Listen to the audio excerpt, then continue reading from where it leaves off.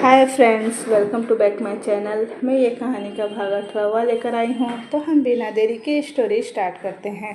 वही शौर्य जल्दी से आगे बढ़ा कोमल को पकड़ने के लिए, पर इससे पहले कि कोमल नीचे गिरती किसी ने उसे अपनी बाहों में भर लिया। कोमल रोते हुए अपनी अधखुली आंखों से सामने खड़े शख्स को देखी तो उसे देख कोमल की आंखों से आंसू और भी ज़्यादा तेज़ी से बह निकले। वही उस शख्स की भी आंखें आंसुओं से भीग गई।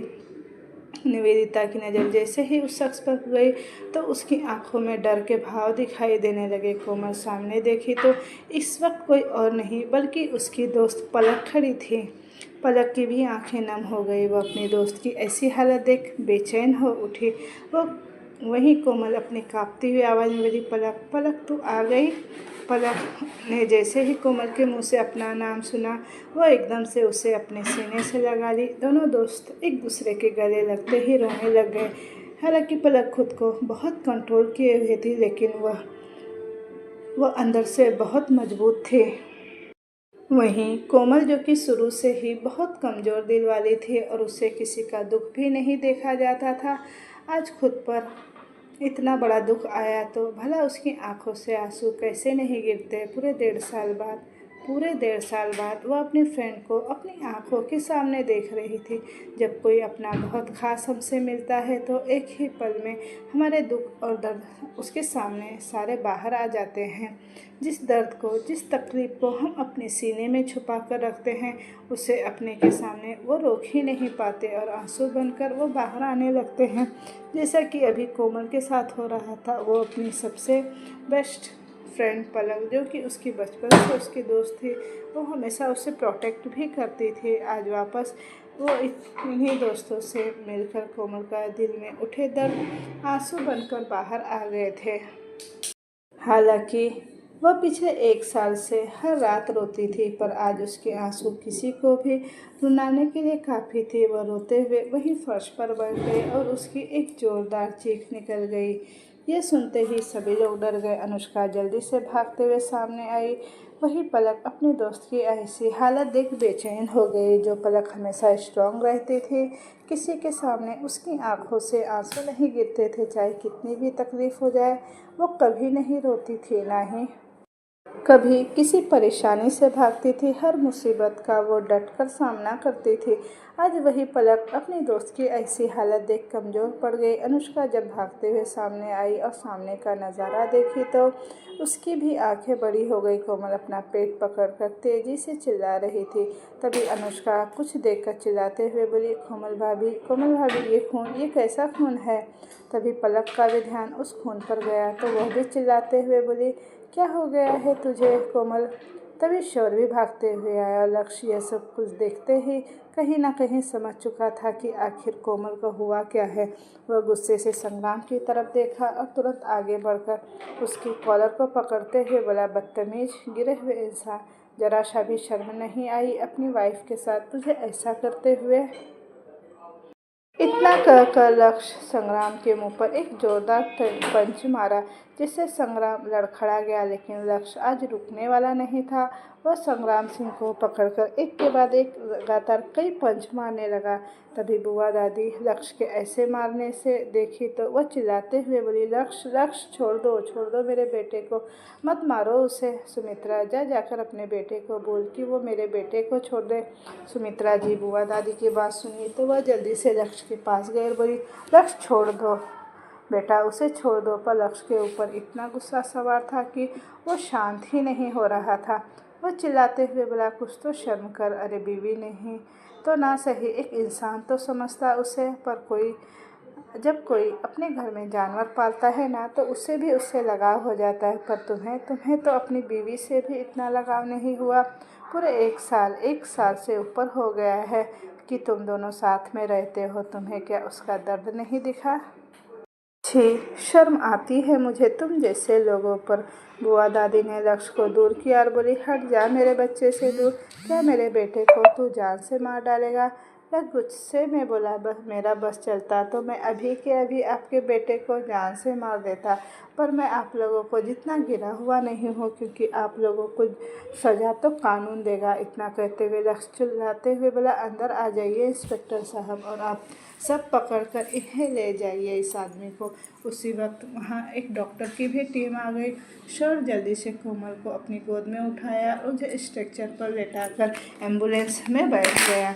पलक भी उसके साथ बैठ गई। तभी तुषार भी भागते हुए वहाँ आया और वह भी जब एम्बुलेंस देखा तो वह घबरा गया कि यहाँ क्या हुआ। वो पलक की तरफ देखकर बोला, पलक पलक क्या हुआ है पलक। पलक रोते हुए बोली कोमल को। कोमल इतना कहकर पलक और भी तेज़ी से रोने लग गई। तुषार पलक को समझाते हुए बोला, शांत हो जा और चलो चलो, पहले हमें उसके साथ चलना चाहिए। इतना कहकर तुषार भी पलक और शौर्य के साथ एम्बुलेंस में बैठ गया।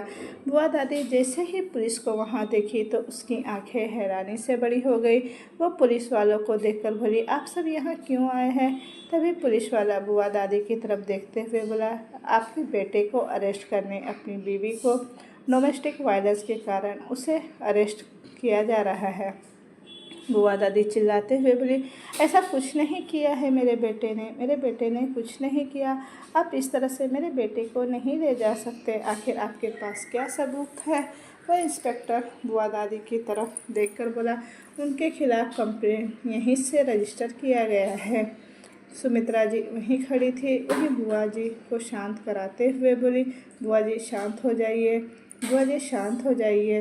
पर बुआ दादी चिल्लाते हुए सुमित्रा जी से बोली, मैं कैसे शांत हो जाऊँ सुमित्रा, कैसे। इनसे पूछो इनके पास किसने कंप्लेंट किया है। तभी लक्ष्य आया और बोला, मैंने कंप्लेंट किया है। लक्ष्य की बात सुन बुआ दादी की आंखों में आंसू और गुस्सा एक साथ उतर आया। वह चिल्लाते हुए बोली, लक्ष्य आखिर तुम अपने ही भाई के साथ ऐसा क्यों कर रहे हो। सगा ना सही पर एक बुआ दादी का बेटा ही समझ लेते तुम।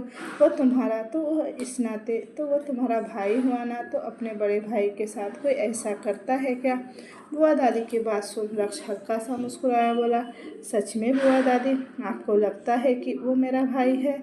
अगर ऐसा इंसान मेरा भाई नहीं हो सकता, वो सिर्फ़ और सिर्फ आपका बेटा हो सकता है, मेरा भाई नहीं।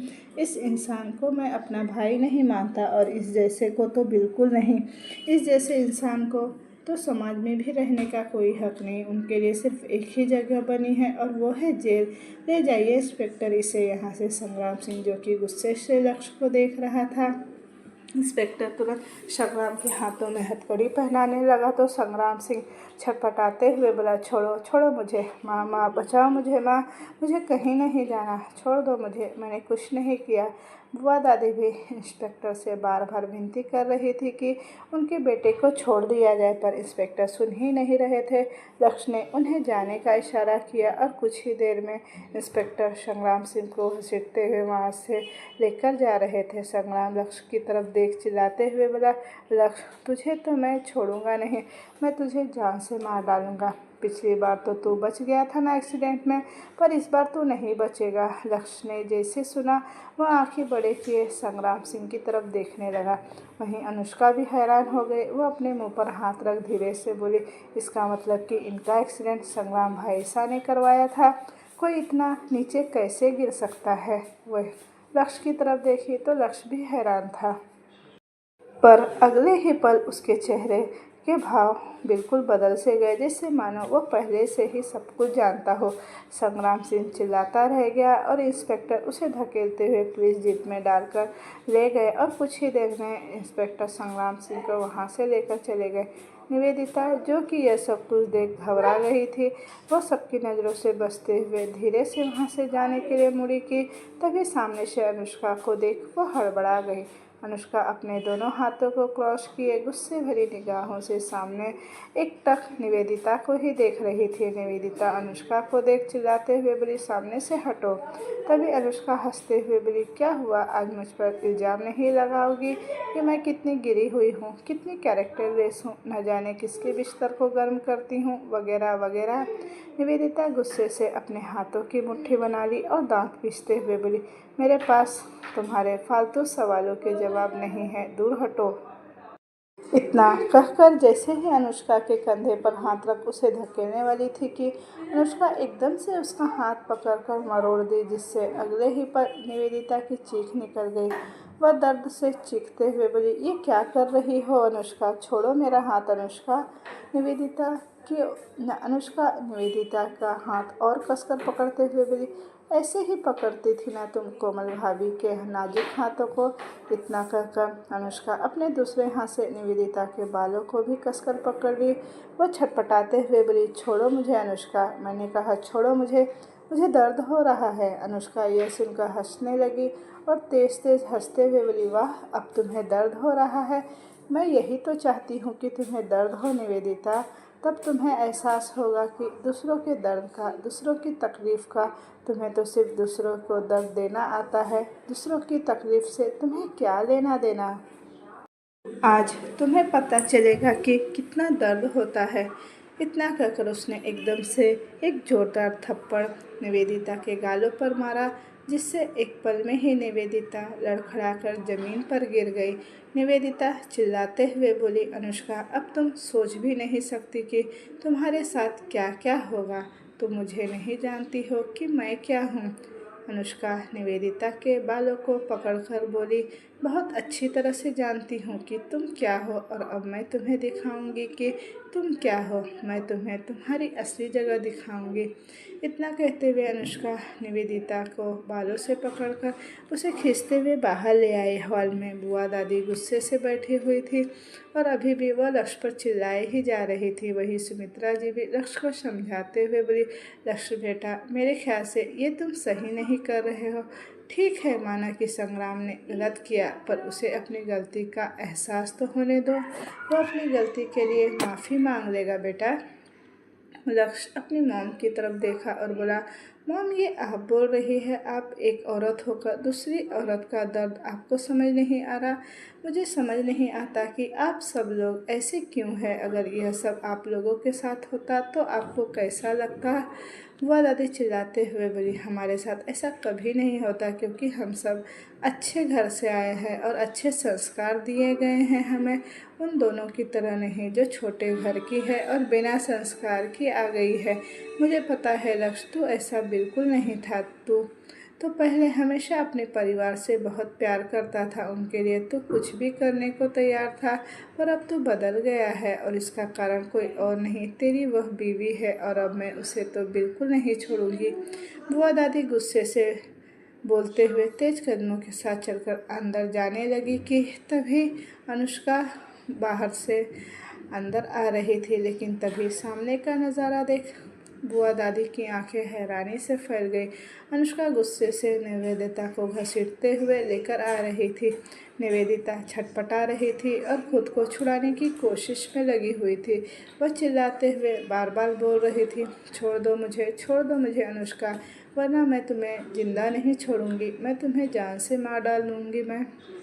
पर अनुष्का को तो जैसे इससे कोई फ़र्क ही नहीं पड़ रहा था। वो सुमित्रा जी भी अनुष्का का यह रूप देख हैरान थी। उन्हें तो अपनी आंखों पर यकीन नहीं हो रहा था कि अनुष्का जैसी सीधी सादी मासूम सी लड़की आज इतनी भयानक रूप में उन्हें देखने को मिल रही है।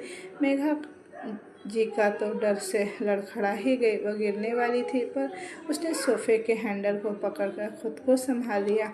लक्ष्य को अपनी वाइफ का यह रूप देखकर तो उसे अनुष्का पर बहुत प्राउड फील हो रहा था। वो अपने मन में बोला, आखिरकार आज मैंने तुम्हें मजबूत बना ही दिया वाइफी। वो याद करने लगा कि कैसे अनुष्का पहले कितनी डरी सहमी सी रहती थी, जिस कारण तरुण ने उसका फ़ायदा उठाना चाहा, और संग्राम भी। पर आज अनुष्का बिल्कुल बदल गई थी। वो यही तो चाहता था कि उसकी वाइफ खुद के लिए स्टैंड लेना सीख जाए, लोगों के लिए लड़ने के लिए वो हमेशा खड़ी हो जाए। इंसान जब खुद के लिए स्टैंड नहीं लेगा, तब तो वह दूसरों के लिए कैसे लड़ सकता है। आज वह सब कुछ उसे अनुष्का के अंदर दिखाई दे रहा था, और यह सब देख लक्ष्य के होठों की स्माइल गहरी हो गई। तभी सुमित्रा जी अनुष्का के पास आई और बोली, अनुष्का बेटा, ये तुम क्या कर रही हो, छोड़ो उसे। मुझे तो लगा था कि तुम बिल्कुल सीधी सादी और मासूम सी बच्ची हो, इसीलिए मैंने तुम्हारी शादी अपने बेटे लक्ष्य से करवाई थी। तभी बुआ दादी हंसते हुए, जिसे तू सीधी सादी मासूम समझ रही है वह तो चिंडिका निकली। देखना, ये तेरे घर को बर्बाद करके रहेगी। ये लड़की जो भोली भाली सूरत बनाती है ना, वही सबके घर में आकर उसका घर तोड़ देती है। देख सुमित्रा, तेरी भी किस्मत मेरी तरह ही खराब है। जैसे मुझे वह कुलक्षणी कोमल मिली, वैसे तुझे भी ये डायन बहू अनुष्का मिल गई। यह सब बोलते हुए बुआ दादी गुस्से से अनुष्का को घूर रही थी। वहीं निवेदिता अभी भी अनुष्का के हाथों से खुद के बालों को छुड़ाने की कोशिश में लगी हुई थी। अनुष्का बुआ दादी से बोली, बस बहुत बोल लिया आपने और बहुत सुन लिया मैंने। कौन कैसी है वो आप बताने वाली होती कौन है? पहले खुद के अंदर की गंदगी को तो साफ़ करिए बुआ दादी, फिर दूसरों की कमियां निकालिएगा। और दूसरों की कमियां जो निकाल रही हैं ना आप, खुद में न जाने कितनी कमियां भरी पड़ी है आपके। आप औरत भी है या नहीं? अभी अनुष्का इतना बोली ही थी कि तभी सुमित्रा जी आगे बढ़कर अनुष्का के गालों पर एक जोरदार थप्पड़ जड़ दी। तभी लक्ष्य ने बोला, मॉम ये आप क्या कर रही हैं? आप ऐसे कैसे मार सकती है मेरी वाइफ पर, और आप कैसे हाथ उठा सकती है? सुमित्रा जी हैरानी से लक्ष्य की तरफ देखते हुए बोली, बेटा तू इस लड़की के लिए मुझसे लड़ेगा? लक्ष्य अपनी मॉम की तरफ देखा और बोला, मॉम आप गलत समझ रही हो, इसके लिए मैं आपसे लड़ नहीं रहा हूँ। अगर आप सही होती तो मैं कभी आपसे नहीं लड़ता, पर आपने मेरी वाइफ पर हाथ उठाकर सही नहीं किया। आपको पता है ना मेरी वाइफ मेरे लिए क्या है? सुमित्रा जी अपने बेटे के पास सुनी तो हंसते हुए बोली, वाह बेटा वाह, बचपन से मैं तुम्हें पाल पोस कर इतना बड़ा किया मैंने, और कल की आई बीवी के सामने मेरा प्यार फीका पड़ गया। मैंने कभी नहीं सोचा था कि जिस बच्चे को मैं इतना प्यार और दुलार दे रही हूँ, वही बच्चा आगे चलकर मुझसे ही लड़ने के लिए खड़ा हो जाएगा। लक्ष्य अपनी माँ की तरफ देखकर बोला, मॉम ये आप कैसी बातें कर रही हैं और आप कहाँ की बात को कहाँ लेकर जा रही हैं? खैर छोड़िए, मुझे आपसे कोई आर्गुमेंट नहीं करनी। इतना बोलकर अनुष्का के पास गया और उसके चेहरे को अपने हाथ में लेकर बोला, तुम ठीक तो हो ना वाइफी? अनुष्का ने कहा, मैं ठीक हूँ। सुमित्रा जी ने जब अपने बेटे को इस तरह से अपनी बीवी की केयर करते देखा तो उन्हें कहीं ना कहीं बहुत बुरा लगा और उन्हें अपने मन में गुस्सा भी आने लगा। वह गुस्से से बोली, तुझे अपनी माँ की कोई फिक्र ही नहीं, तुझे तो सिर्फ इस लड़की की फिक्र है ना? तभी बुआ दादी बोले, अरे ये क्या बोल रही है तू सुमित्रा? मैंने तो तुझसे पहले ही कहा था हम दोनों की किस्मत ही खराब है। देखना तुझे कैसी बहू मिली जो तेरे बेटे को ही बिगाड़ दी। मुझे देख ऐसी बहू मिली जो मेरे बेटे के खून की प्यासी निकल गई। देखना आज उसके कारण मेरा बेटा जेल जा रहा है। लक्ष्य बुआ दादी की तरफ देखा और चिल्लाते हुए बोला, आपका बेटा जेल में जा रहा है, उसका जिम्मेदार वो खुद है। इतना कहकर लक्ष्य अनुष्का के हाथों को निवेदिता के बालों से छुड़ाया और उसे दूर धकेलते हुए बोला, इस जैसी गंदगी को तुम्हें हाथ लगाने की कोई ज़रूरत नहीं है वाइफी। तुम दिखाओ तुम्हारे हाथ में कहीं चोट तो नहीं आई ना? इसे मारते हुए लक्ष्य अनुष्का के हाथों को देखने लगा जो कि हल्के हल्के रेड हो गए थे। ये देख लक्ष्य थोड़े परेशानी आवाज़ में बोला, क्या ज़रूरत थी तुम्हें वाइफी अपने इस नाजुक हाथों से इस लड़की को सबक सिखाने की? तुम मुझे बोल देती तो मैं इसे अपने आदमी से इसे अच्छे से सबक सिखला देता। दोबारा तुम ऐसा कभी मत करना। अपने इन नाजुक हाथों को तकलीफ देने की तुम्हें कोई ज़रूरत नहीं। सुमित्रा जी, बुआ दादी, मेघना जी और निवेदिता चारों हैरानी से लक्ष्य की ओर देखे जा रहे थे। लक्ष्य अपनी वाइफ की इतनी केयर कर रहा था, यह बात उन चारों को बर्दाश्त नहीं हो रही थी। चारों की आंखों में अब अनुष्का चुभने लगी थी। सुमित्रा जी तो सबसे ज़्यादा हैरान थी। उन्होंने देखा था जब लक्ष्य दिमागी रूप से सही नहीं था तब वह अनुष्का की बहुत केयर करता था, लेकिन इस वक्त अब तो वह बहुत बिल्कुल सही है, फिर भी वह इस तरह रिएक्ट कर रहा है। यानी पहले से ही लक्ष्य अनुष्का की केयर करता था, क्योंकि उस समय तो लक्ष्य पागल बना हुआ था। रियल में तो वह बिल्कुल सही था, वह पागल होने की एक्टिंग कर रहा था। अनुष्का लक्ष्य के हाथों को सहलाया और बोला, चलो अब हमें हॉस्पिटल चलना है, कोमल भाभी को देखने भी तो जाना है। बाकी यहाँ का तो जो मामला है वह माँ संभाल लेगी। अनुष्का बस अपना सर हिला दी। लक्ष्य ने प्यार से उसके गालों को छुआ और उसका हाथ पकड़कर मैंसन से बाहर चला गया। सुमित्रा जी तो यह सब कुछ देख बिल्कुल शॉक्ड हो गई थी। वो एकदम से सोफे पर बैठ गई और हैरानी से बोली, ये नहीं हो सकता, ये नहीं हो सकता। लक्ष्य मेरे खिलाफ नहीं जा सकता। मेरे से बढ़कर वो किसी और को नहीं चाह सकता। लक्ष्य और अनुष्का दोनों ही हॉस्पिटल में आ गए। हॉस्पिटल आते ही वह दोनों जैसे ही कोमल के वार्ड की तरफ बढ़े, बाहर ही उन्हें शौर्य, पलक और तुषार दिखाई दिए। उन्हें देखकर लक्ष्य और अनुष्का उनके पास गए। शौर्य जैसे ही लक्ष्य को देखा, वह तुरंत भागकर लक्ष्य के पास आया और लक्ष्य के गले लगकर बोला, लक्ष्य भाई, कुछ होगा तो नहीं ना मेरी कोमल को? वो ठीक तो हो जाएगी ना? लक्ष्य एक पल के लिए बिल्कुल शांत रहा। फिर वह एकदम से शौर्य के कंधे पर हाथ रखकर बोला, कुछ नहीं होगा उसे, पर मैं ये सोच रहा हूँ कि तू इतना टेंशन क्यों ले रहा है? अचानक लक्ष्य की ये बात सुन शौर्य उससे अलग हुआ और लक्ष्य की तरफ कन्फ्यूज़न भरी नज़रों से देखने लगा। वहीं पलक और तुषार भी लक्ष्य की बात सुनकर एक पल के लिए चौंक गए। हालांकि वह दोनों शायद लक्ष्य को अच्छे से नहीं जानते थे, पर उन्होंने लक्ष्य का नाम काफ़ी सुन रखा था। लक्ष्य खन्ना आखिर इतना बड़ा फेमस बिजनेसमैन जो था, उसे इंडिया का हर इंसान अच्छे से जानता था। हाँ, पिछले 1 साल से वो बिजनेस में इन्वॉल्व नहीं हुआ था और ना ही वह लोगों के सामने आता था, पर भी इतना नाम वो कमा चुका था कि आज भी लोगों के जहन में वो बस चुका था। उसकी खतरनाक और डैशिंग पर्सनैलिटी को कोई नहीं भूल सकता था। पलक तो खुद लक्ष्य को अपना आइडियल मानती थी, यहाँ तक कि उसने भी बिजनेस स्टार्ट कर दिया था, पर उसे लगता था कि अगर लक्ष्य खन्ना के अंडर में रहकर वो बिजनेस सीखे तो वो काफ़ी अच्छे से बिजनेस हैंडल कर सकती है। पलक खुद ही यकीन नहीं कर पा रही थी कि वह लक्ष्य को अपने सामने देख रही है। वह यही सोच रही थी कि लक्ष्य की तो दिमागी हालत ठीक नहीं है, पर उसे देखकर तो कहीं से नहीं लग रहा था कि लक्ष्य पागल है या उसे कोई प्रॉब्लम है। यह तो बिल्कुल नॉर्मल लग रहा है। तब पलक ने अपने सिर को झटका और खुद से बोली, पलक छोड़ ये सब, तुझे पहले अपने दोस्त के बारे में सोचना है। ये कहते हुए पलक की नज़र आईसीयू वार्ड की तरफ गई, जहाँ पर अभी भी कोमल का इलाज चल रहा था। शौर्य हैरानी से लक्ष्य की तरफ देखते हुए बोला, भाई आपने ऐसा क्यों कहा? लक्ष्य, जिसकी आंखों में अभी कोई इमोशन नहीं थे, वो अपने एक्सप्रेशनलेस फेस के साथ शौर्य को घूर रहा था। वही अनुष्का भी समझ नहीं पा रही थी कि आखिर अचानक से लक्ष्य ने ऐसा क्यों कहा। तभी लक्ष्य शौर्य की तरफ देखकर बोला, क्या मैंने कुछ गलत कहा? सही तो कहा है मैंने। अगर इतनी ही चिंता है कोमल की, तो इतने दिनों से कहाँ था तू? जब पिछले 1 साल से तुम्हारा भाई उसे टॉर्चर कर रहा था, उसे दर्द दे रहा था, तब कहाँ गई थी तेरी ये चिंता? कहाँ गया था तेरा ये प्यार? लक्ष्य की बात सुन शौर्य चुप रह गया, पर वह तुरंत बोला, मुझे पता है भाई कि मैंने गलत किया है। संग्राम भाई मेरी कोमल को बहुत दर्द दिए हैं, पर मैं सच कह रहा हूँ, मुझे खुद नहीं पता था कि कोमल के साथ यह सब कुछ हो गया है। पर जब मुझे पता चला कि कोमल की शादी हो गई है, तो मैं ही जानता हूँ कि मुझ पर क्या बीती थी। उस वक्त मैं पूरी तरह से टूट गया था, यहाँ तक कि मुझे कोमल पर गुस्सा भी आ रहा था कि उसने मुझे धोखा दिया।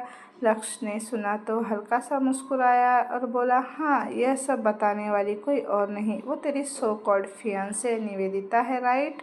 शौर्य तुरंत बोला, नहीं भाई, वो मेरी फियांसे नहीं है और ना ही मैंने कभी उसे अपना कुछ समझा है। वह तो ज़बरदस्ती मेरे गले पड़ गई और मॉम ने भी उससे मेरी शादी की बात की, लेकिन मैंने कभी हाँ नहीं कहा। फिर जब मैं यहाँ आया तो कोमल को देखा तो मुझे कोमल पर बहुत गुस्सा आने लगा। एक बार फिर से मैं निवेदिता की बातों में आ गया और उस पर गुस्सा मैं करने लगा।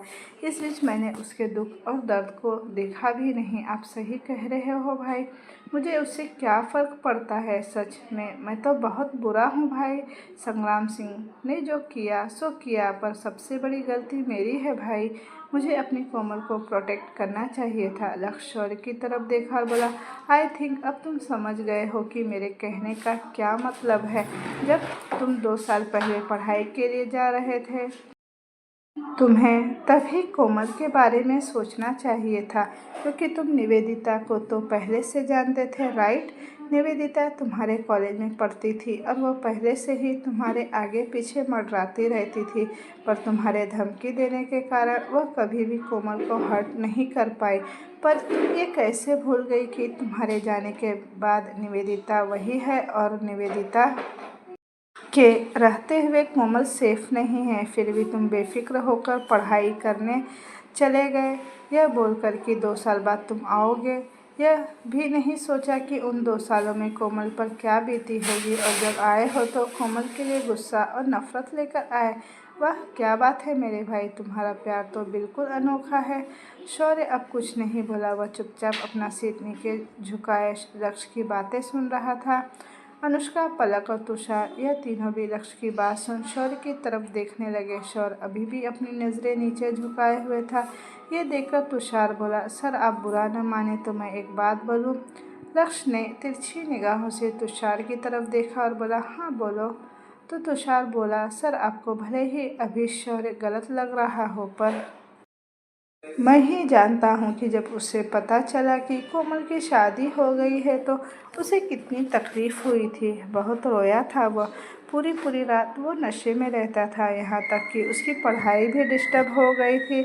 वह तो लड़ भी रहा था कि मैं वापस जाऊँगा, पर मैंने ही उसे रोक लिया, ये कहकर कि अब जाने से कोई फ़ायदा नहीं। हम यह चाहते हैं कि किसी तरह उसकी पढ़ाई पूरी हो जाए, उसके बाद हम वापस जाएंगे। लक्ष्य चुपचाप तुषार की बात सुन रहा था, वही तुषार अपनी बात बोलकर चुप हो गया। तभी लक्ष्य ने गहरी सांस लिया, बोला, छोड़ो अब इन सब बातों का, मुझे अब इन सब के बारे में कुछ नहीं सुनना। बस एक बार कोमल भाभी ठीक हो जाए, मैं उनका खुद ख्याल रख लूँगा। वह मेरे लिए मेरी छोटी बहन के समान है। लक्ष्य की बात सुन शौर्य अब हैरान हो गया। वह हैरानी से बोला, ये आप क्या कह रहे हैं लक्ष्य भाई, आप मेरी कोमल को। अभी शौर्य इतना ही बोला था कि तभी लक्ष्य ने उसे घूर कर देखते हुए बोला, वह तुम्हारी नहीं है और ना ही कभी होगी। ये कहते हुए लक्ष्य वार्ड की तरफ बढ़ने लगा कि तभी शौर्य पीछे से चिल्लाकर बोला, नो भाई नो, वह मेरी है, वह कल भी मेरी थी, वो आज भी मेरी है और वो कल भी मेरी ही रहेगी। फिर कुछ रुककर शौर्य आगे बोला, हाँ मैं जानता हूँ कि उसे अभी बहुत तकलीफ़ हुई है, पर बहुत जल्द मैं अपने प्यार से उसके सारे दुख और तकलीफ़ को मिटा दूँगा। बिलीव मी भाई, बिलीव मी, मैं उसे दुनिया की सारी खुशियाँ दूँगा, उसे मैं कोई अब तकलीफ़ होने नहीं दूँगा। उसकी आँखों से एक एक आंसू तक मैं अब आने नहीं दूँगा। शौर्य की बात सुन लक्ष्य के कदम एकदम से रुक गए। वो पीछे मुड़कर शौर्य की तरफ देखकर बोला, और अपनी माँ को क्या कहोगे। लक्ष्य की बात सुन शौर्य बिल्कुल चुप हो गया। तभी लक्ष्य मुस्कुराते हुए बोला, बस हो गई बोलती बंद तुम्हारी, यही है तुम्हारा प्यार। जिस लड़के में हिम्मत ना हो अपनी माँ से लड़ने की, अपनी मोहब्बत का साथ देने की, उस लड़के से और उम्मीद भी क्या की जा सकती है।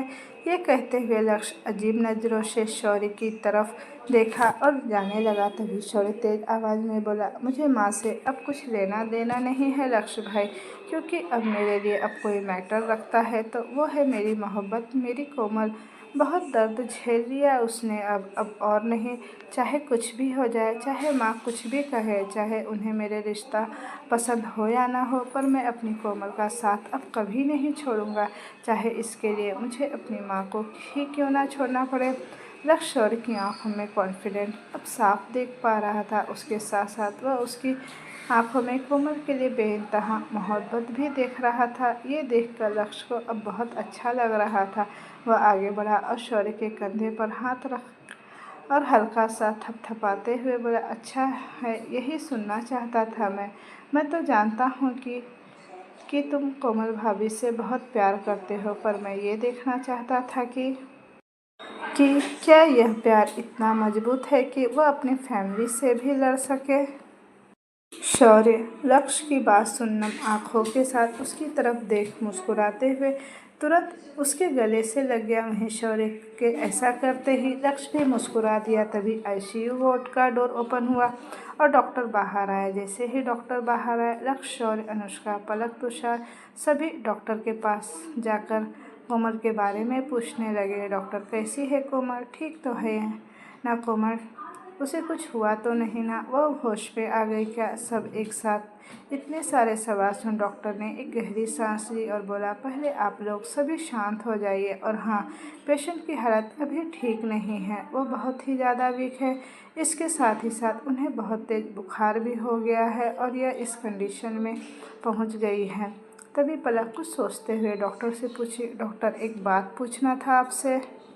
वह कोमल को अचानक ब्लीडिंग क्यों हो रही थी? कहीं वो प्रेग्नेंट तो नहीं?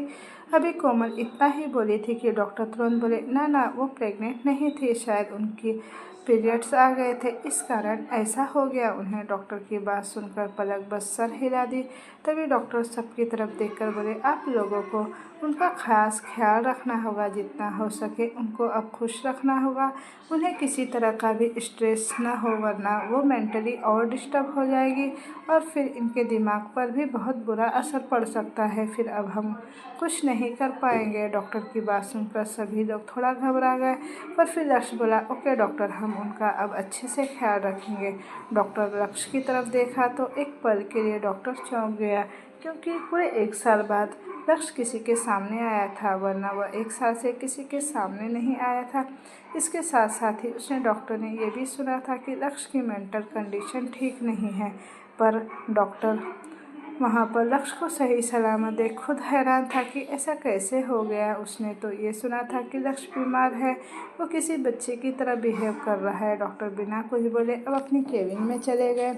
वहीं डॉक्टर को जाते देख लक्ष्य अपनी आँखें छोटी कर उन्हें घूर रहा था, जैसे वो डॉक्टर के मन की बातों को सुन लिया हो। तभी अनुष्का लक्ष्य का हाथ पकड़ी और बोली, कहाँ देख रहे हैं आप, चलिए ना, हमें अब चलकर कोमल भाभी से मिल लेना चाहिए। लक्ष्य सर हिलाते हुए बोला, अनुष्का से बोला, अभी कोमल भाभी को प्राइवेट वार्ड में शिफ्ट कर दिया जाएगा, फिर हम वहां चलकर हम उनसे मिल लेंगे। कुछ देर बाद कोमल को वार्ड में शिफ्ट कर दिया गया। सभी लोग उसके वार्ड में मौजूद थे और बस कोमल के होश में आने का सभी लोग इंतज़ार कर रहे थे। वहीं दूसरी तरफ खन्ना मेंशन में सुमित्रा जी अपने रूम में यहाँ से वहाँ चक्कर लगाए जा रही थी। उनकी आंखों के सामने बार बार वही सीन आ रहा था, जब लक्ष्य अनुष्का की साइड ले रहा था और उसकी केयर कर रहा था। वो सब कुछ याद कर सुमित्रा जी को अनुष्का पर बहुत गुस्सा आ रहा था। उन्हें समझ नहीं आ रहा था कि वो क्या करें, कैसे अपने अंदर हो रहे वो गुस्से को शांत करें। तभी वहाँ पर बुआ दादी और मेघना जी आ गए। सुमित्रा जी को रूम में इधर से उधर घूमते हुए देखकर मेघना जी और बुआ जी दोनों ही एक दूसरे की तरफ देखी और एक दूसरे को इशारा कर रूम में आकर सोफे पर बैठ गए। सुमित्रा जी को देखते ही वह सब समझ जाते हैं कि अभी सुमित्रा जी के मन में क्या चल रहा है और वो क्या सोचकर इतना ज़्यादा परेशान है। बुआ दादी वहाँ सोफे पर बैठ गई और सुमित्रा जी की तरफ देखकर बोली, बस कर सुमित्रा, और कितने चक्कर काटेगी। तो बुआ दादी की आवाज़ सुन सुमित्रा जी बुआ दादी की तरफ देखकर बोली, आप कब आई बुआ दीदी? जब आप चक्कर लगाए जा रही थी तब। आखिर आप इतनी परेशान क्यों लग रही है? मेघना जी ने बोला, क्या आप लक्ष्य को लेकर परेशान हैं? आपको यह डर सता रहा है कि कहीं लक्ष्य अपनी बीवी के प्यार में आपसे दूर न हो जाए, आपके खिलाफ न चला जाए। सुमित्रा जी मेघना की बात सुनी तो तुरंत बोली, ऐसा बिल्कुल नहीं है मेघना, लक्ष्य मेरा बेटा है, वह कभी मुझसे दूर नहीं जाएगा और ना ही वो मेरे कभी खिलाफ जाएगा। अभी थोड़ा सा उसका ध्यान हट गया है मुझ पर से, पर मुझे अच्छे से पता है वो अपनी माँ को बहुत चाहता है। दुनिया में अगर सबसे ज़्यादा उसके लिए कोई इम्पोर्टेंट है तो वो है उसकी माँ, यानी कि मैं। सुमित्रा जी की बात सुनकर मेघना जी हंसते हुए बोली, अब सही हो भाभी, बिल्कुल सही हो, क्योंकि अब तो मुझे नहीं लगता कि वह इंसान हो जो सबसे ज़्यादा इम्पोर्टेंट है। लक्ष्य को देखकर ऐसा लगा जैसे अब उसकी लाइफ में सबसे ज़्यादा इम्पोर्टेंट उसकी वाइफ की है, जैसे अब उसकी लाइफ में सबसे ज़्यादा इम्पोर्टेंट पर्सन बदल गया, जो कि आप है। अब वह आप नहीं बल्कि वह तो वो 2 कौड़ी की लड़की अनुष्का है। सुमित्रा जी एक पल के लिए सोचने लगी। उसकी आंखों के सामने अनुष्का का चेहरा आया, पर अगले ही पल वह बोली, नहीं नहीं मेघना, तुम्हें कोई गलतफहमी हुई है। मैंने कहा ना, वह अभी कोमल को लेकर चिंतित है, इसलिए वह ऐसे रिएक्ट कर रहा है।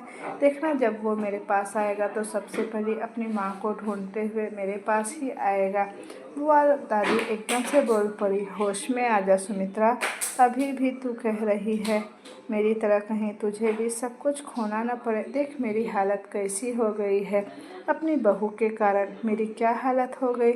मेरा एक बेटा जेल में है और दूसरा बेटा उस कुलक्षणी की सेवा में लगा हुआ है। मैं तो अब चाह कर भी कुछ नहीं कर सकती, पर तेरी भी हालत मेरी तरह ना हो, इसलिए मैं तुझे समझा रही हूँ। अभी भी वक्त है, अपनी बहू पर लगाम लगा ले, वरना कहीं ऐसा ना हो कि तेरा बेटा भी तेरे हाथ से निकल जाए।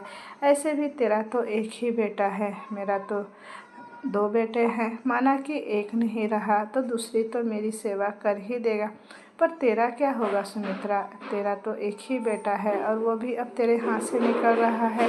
अभी भी समय है, खुद के बेटे को बचा ले, इससे पहले कि वो तेरी बहू के जाल में पूरी तरह से फंस जाए। बुआ दादी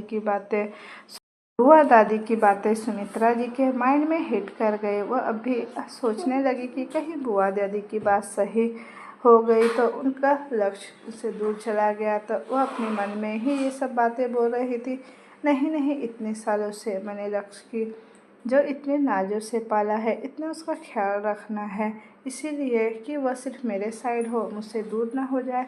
तो अब मैं एकदम से लक्ष्य को खुद से दूर नहीं जाने दूंगी, चाहे इसके लिए मुझे कुछ भी क्यों न करना पड़े। यह सब सोचते हुए सुमित्रा जी के चेहरे के भाव एकदम से बदल रहे थे, जिसे बुआ दादी और मेघना जी साफ साफ देख रही थी। वहीं मेघना जी तो मन ही मन खुश हो रही थी कि सुमित्रा जी जरूर अपने बेटे के लिए उस अनुष्का को यहाँ से बाहर निकाल ही देगी। वहीं इस मेंशन में कमरे में निवेदिता की हालत खराब हो रही थी। डर के कारण वो पूरी तरह से कांप रही थी। वो कांपते हुए हाथों से अपना फ़ोन ढूंढने लगी। जैसे ही वो बेड पर अपना फ़ोन मिला, वो एक नंबर डायल की। रिंग जा रही थी पर किसी ने कॉल पिक नहीं किया। यह देख निवेदिता अपनी घबराई हुई आवाज़ में बोली, कॉल द पिक करो डैमेट, प्लीज़ पिकअप द कॉल। यह बोलते हुए निवेदिता की जबान लड़खड़ा रही थी।